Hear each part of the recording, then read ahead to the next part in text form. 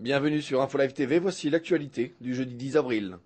Selon une étude publiée aujourd'hui par le Centre d'information sur le renseignement et le terrorisme, la puissance militaire du Hamas serait en ce moment à son niveau le plus haut jamais enregistré, et ce malgré le blocus imposé par Israël.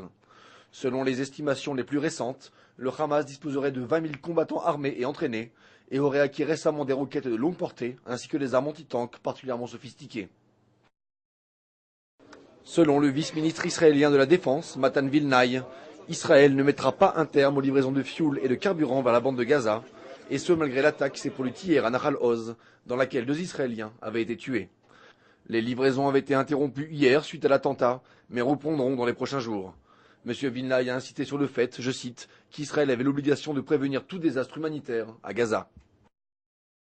Selon le ministre de l'Intérieur du Hamas, Saïd Siam, Israël serait en train de construire des tunnels en direction de la bande de Gaza, et ce afin de tenter de kidnapper et de ramener en Israël les principaux chefs du mouvement islamiste. Saïd Siam, qui s'exprimait lors d'une interview donnée pour le journal Al-Sharq al-Assad, le Shin Bet, les services de renseignement israéliens, tenteraient de plus d'acheter des maisons à Gaza afin de servir de base pour les supposés enlèvements.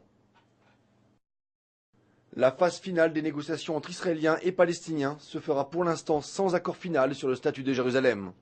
Selon une proposition discutée par la ministre des Affaires étrangères israélienne, Tzipi Livni, et le chef des négociateurs palestiniens, Ahmed Korey, les deux parties s'accorderaient pour repousser pour une période de 5 ans les discussions concernant le sort de Jérusalem.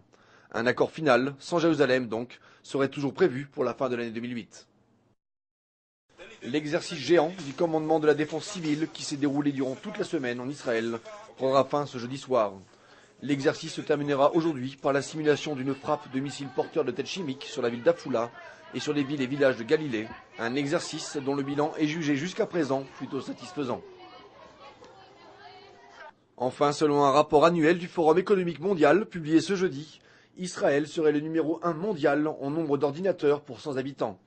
On compte en Israël 7 ordinateurs pour 100 personnes, un chiffre qui dépasse celui du Canada, deuxième, avec 5,2 ordinateurs pour 100 personnes.